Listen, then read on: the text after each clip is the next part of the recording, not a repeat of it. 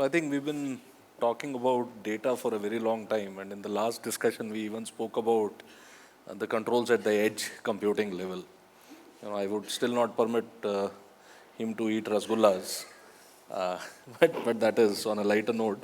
I know this is a data and artificial intelligence conference, but just in a nutshell, what we want to do today is discuss, you know, data security in association with LLMs and the artificial intelligence systems that we have. Uh, you know, with the reinvent of the artificial intelligence, with the technology being available and AI being used uh, in our midst, like electricity, the way electricity has become part of our life, AI is on its way to become part of our life. Uh, the privacy, the security, the IP of all the things that we do become very, very crucial. In a very simple term, LLMs, what are LLMs? So they are foundational learning models uh, that process and understand natural language. So instead of writing deep queries, we can, ask them to do something in our own language that we understand. They process it, they understand the English, they understand the context, and then they work on that.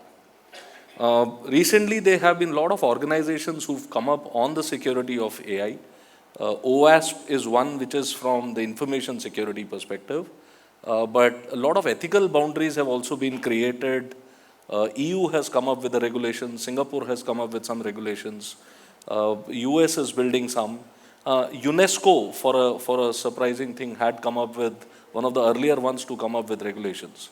So aim is to discuss the same regulations here and look about the protection of data when seen in conjunction with the AI systems. We have people from the financial sector, so very, very interesting piece there, and Jay Krishnan, who's worked with multiple customers on this. So I think just to kickstart this conversation, we can. The gold coin probably distracted me from opening my notes earlier.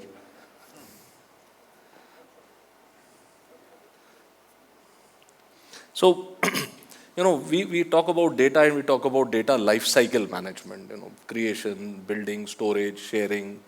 Hilal, I'll come to you first. So, how do you see the impact of AI systems with data lifecycle management, and what are the new innovative initiatives you feel are being made in this direction in today's world? Yeah, thank you so much for inviting me here, the strategy team, and I'm very pleased to be here. So the question is about basically data lifecycle management and its relevance to LLM and its impact by LLM. So in order for us to understand, basically, as you mentioned, it's basically natural language that you actually ask, and the LLM model responds with a response, right? So that is relevant to your query. So which means that there's always tendency for us to basically supply data that may not always be sanitized.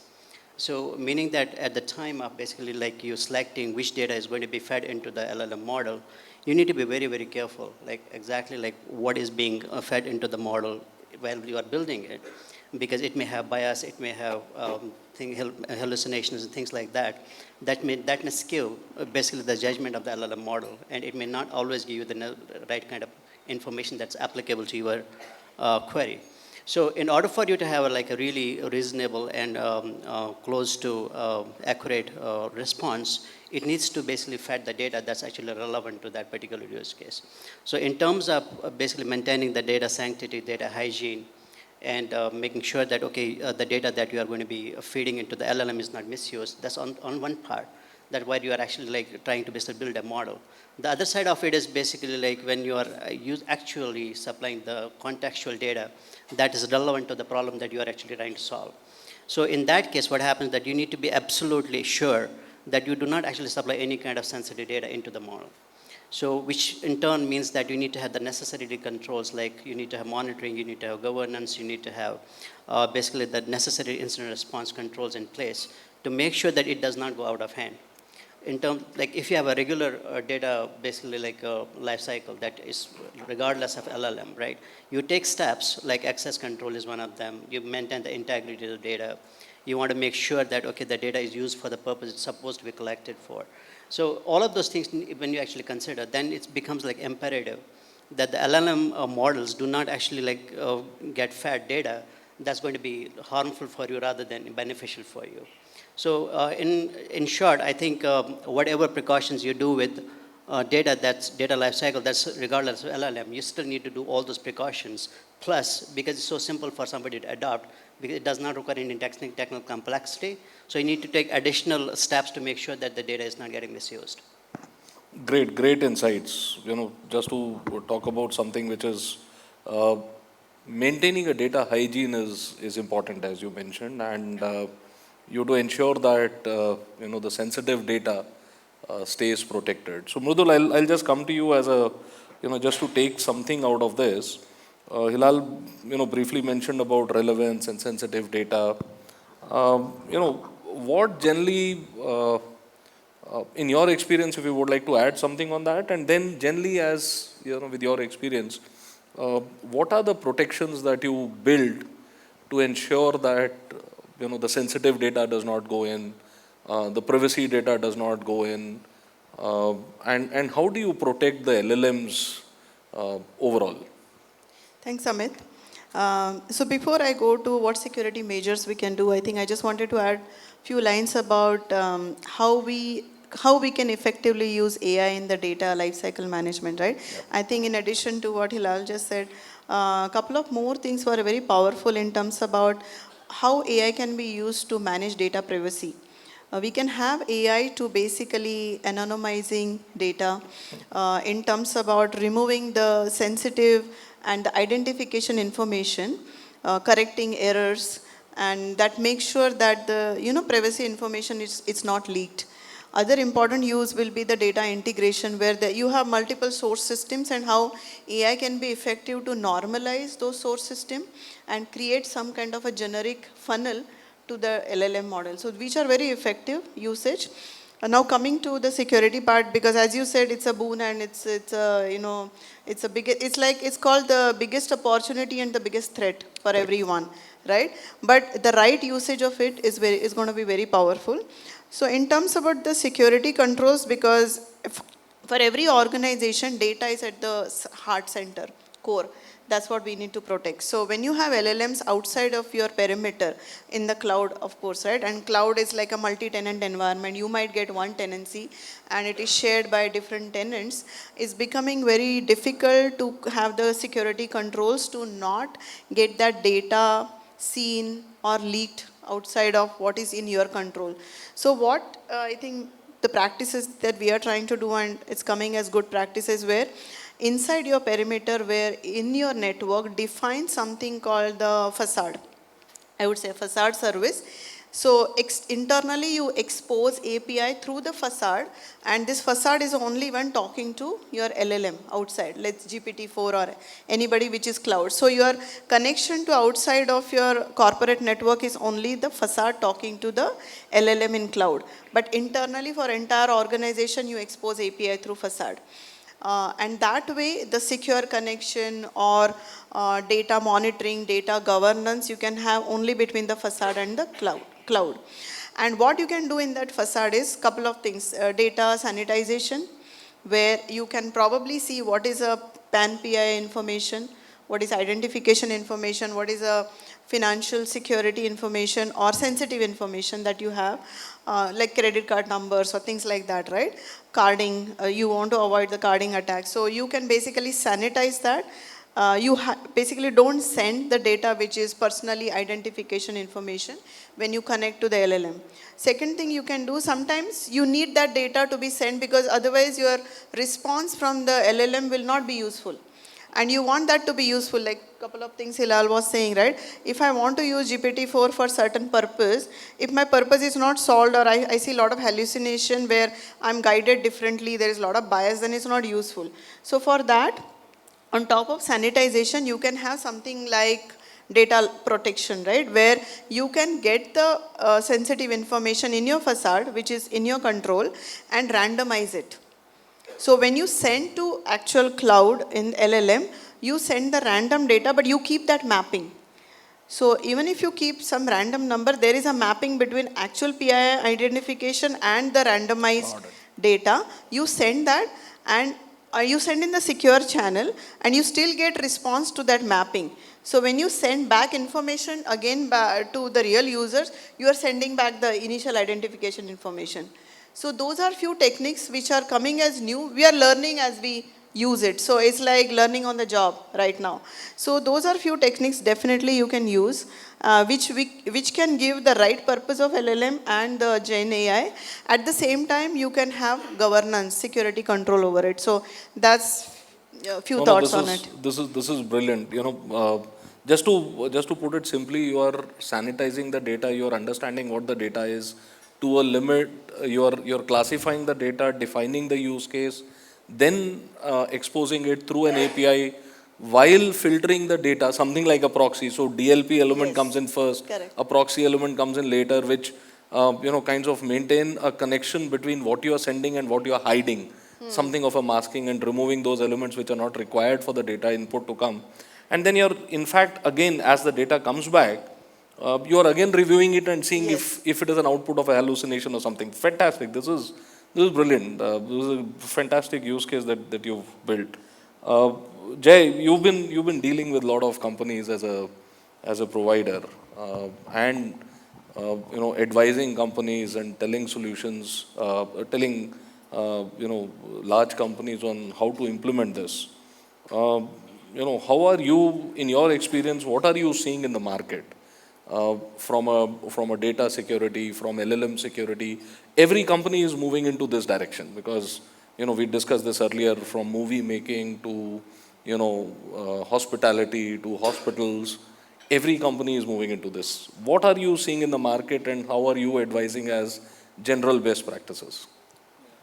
So what we are seeing in the market is that everybody wants to move, as Amit, you told, that they want to adopt LLM, they want to adopt Gen AI. But what we are seeing also is that they don't have the control or the guardrails put in place. So what we do when we go or talk to a customer is that how are we going to train the model in your business? What is your business perspective? Why do you need a AI model? Okay, and then the next thing is that what kind of data you're going to feed. And what we have seen in most of the customers, they give 100% genuine data to the AI model and train. So that we advise that don't do that, because that is a higher risk to the organization, and in future it's a self-learning because you have to control the AI. So what we give advice is that uh, it's generalized privacy. What we do, 60% genuine data, 40% anonymized data or a garbage kind of a data. What will give you an advantage there is that you have a control on the AI model and what kind of violation it is creating, and you can track that.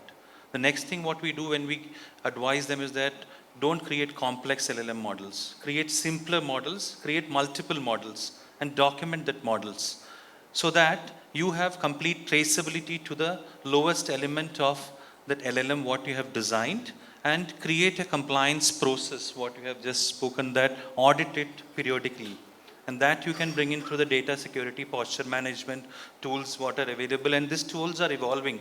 There are no good tools or industry leading tool sets. They are also evolving to control that framework. So as you said, CISA is developing the framework, European organizations are developing the frameworks that has to control, that has to come into the tooling platforms. So that's what we are doing, and we are helping them on the SecOps part for detection engineering. How do you detect anomaly?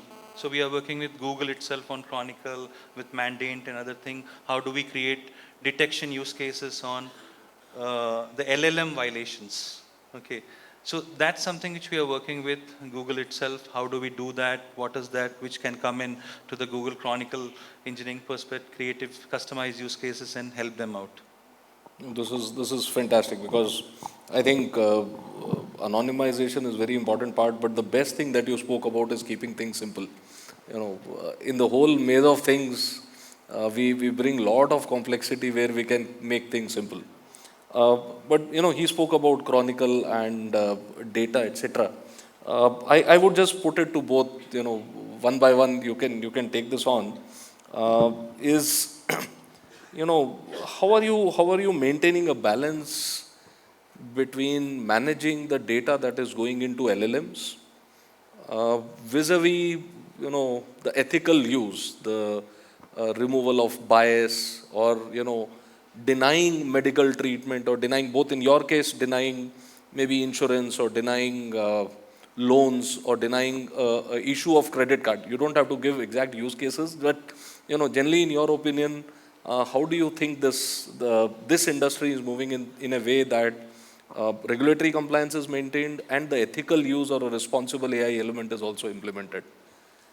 Yeah, that's actually a very important aspect, and it seldom gets actually like debated, right? So, in terms of basically the ethical use of LLM or AI in general, right? So, it's always going to be a controversial topic, right? So, okay, if you are going to be putting a lot of restrictions on the use of AI or LLMs or things like that, you may not reach the innovation that you actually desire, right? So, there's always going to be challenge, right? So, in terms of making sure that, okay, the models that we build, the models that we are in control of, right? So, we want to eliminate bias. We want to ensure that, okay, there is no discrimination in terms of basically the results that we actually like display. So what is important is what Jay was just mentioning, is basically like supplying the appropriate data and making sure that is at the heart of it is basically it's like garbage in, garbage out, right? So you basically get what you feed into it, right? So Jay was mentioning that, okay, the correctness of the data is important, removing the noise from the data is important. So it's very important that whatever can be construed as basically discriminatory or bias, right, should not be actually part of that particular model. So in terms of basically like what Mridul was also sharing earlier, that you need to basically make sure that the data is not personalized. So what that means is basically you need to ensure that, okay, it's not targeted with LLM models. So you need to understand that it has to be anonymized. It has to have the characteristics that cannot be actually tagged to a particular identity, a gender, religion, or things like that, right? So you want to eliminate that kind of bias. And to do so, it is imperative that the companies or the people who are actually going to offer these kind of services do not actually like feed that kind of data into it. So that's the basic principle of it, right? So in terms of like interpreting the results, you need to train your models in such a way that it does not take that into consideration. So meaning that you may actually have to basically scale down your model a little bit, but that's the cost that you have to pay basically for to ensure that actually pay and you serve people fairly and equally and does not discriminate against anybody in general, in particular. Yeah. Mridul, quickly, your views. Yeah, I think well put by Hilal. That's very true, because I think this usage of Gen AI and LLMs that we have should not come in a way of any discrimination for any of the users, right? So we have to be away from location, ethnicity, or religion, or anything that creates a controversial opinion. And that's one thing. And the second thing is, when we are out there in LLM, and let's say we are using the public LLMs or cloud, we have to make sure that the same time you don't want somebody else to use your data, because, and you have to be careful what you put out, right? Especially the financial institutions and fintechs, we have to make sure that financial information doesn't go out. At the same time, what happens is this public open AI models and all, they probably can give you sometime access to some other data as well, somebody else's data which is not your data. So you have to be ethical to not use data that gets exposed to you also, in a way that it is sanitized, and it is not used for your own purpose, even though you are getting something out of it. So you have to be ethical if you want somebody else to be ethical to you. And in my earlier question, which I said about removing any personalized information, like privacy, data privacy is huge, and that creates a, something that gets leaked. And if you know your personal information is out there in cloud and people are using you, how would you feel? So ethical, sense of data usage should be in your practice, best practice for sure. At the same time, I would say, when you are putting data out, the quality of the data matters, because as I think both my co-panelists said, the more you put garbage out, you are going to get garbage in, and it's not going to be of any use, right? It's going to create more bias, and it is going to divert you somewhere else from where you are coming. So quality of data matters, removing errors and removing garbage when you are targeted for some particular output, and what is input that you're giving. It's like that in artificial neural network, input layer, output layer. You have to tighten it so that it is used for what it is supposed to be. At the same time, be ethical in your use, like yourself also, and using others' data as well. No, I'll, just sharing the experience that we do in our company. We have set up a responsible AI practice. We have set up something known as an ethics board, in which the legal team is there. I, as a CISO, participate. The privacy team is part of it. Uh, and we actually process or review every RFP that comes to us. We have created a scoring mechanism based on legitimate use, the rightful, that the people get access to what they are asking for example, loans or medical treatment, etc. And we review each of them, we create a risk element, and we've created an application which goes to generative AI and finds out what can be done to mitigate this risk and lower the risk, and can we bid for it or not. So there are few cases we have not responded to the RFPs because we feel that they, like you mentioned, that people should be ethical in not using it. Correct. We feel that the end users might not honor that. Right, So right. this is something that we have built internally, and we are trying to pursue it. Jay, coming back to you on the technical element, OWASP has come out of some kind of guidelines or top 10 on LLM security. How are you building or providing technical solutions, from data life cycle, data usage into LLMs, data output from LLMs, and the LLM security as such? The technical controls and the risk posture, how are you advising people on? So what we do, Amit, is that when we talk to anybody on the LLM security, we start from the foundation. So from the design perspective, what are the design principles, what the organization is using, how do they secure the LLMs, what is the design, what is the logic behind it, what data is going in, and what is the output, and what kind of data, like Mridul said, that privacy data, if it is a privacy data, what kind of data is going in, what kind of field is there, who is the team member, who is the committee, what you told, you have an internal review committee, what kind of people has to be there in this committee so that the privacy is not exposed or the confidentiality of the organization is not exposed. So that is one way of doing that, the design part we cover, and we create a review mechanism. It can be through the entire life cycle, as all the governance bodies in US or European organizations say. That is one part. Now, how the implementation? Now, when we design the LLMs, and how do I going to test it? So testing, people have started testing this LLMs on the production data. Now, that is a no-no from a design perspective and a consultancy perspective. We create guardrails in a complete isolated environment. And we also suggest, like, as it is, so that create honeypots, okay, for LLMs, where you can create adversary attack kind of a model or testing, where what LLM will act when there is an attack or a breach, how it will react to a attack. So that is something which we do from a advisory perspective. Then the data security and posture. So when you have DLPs or you have a data security posture management, which looks into entire from the cloud to all your endpoints, how are we mapping all the controls? What kind of data is there in the engineer who is developing LLMs or he is testing the models? How do we control that? How do we secure that data? So that's the entire life cycle, how we advise. And there are tool sets and some things which we are seeing, something which we are seeing in the world, all the tool sets what we have, they are evolving. There is no very fixed one bullet solution for all our problems which is currently in there. It will take time. It will take another 6 months to 1 year to have a robust solution stack.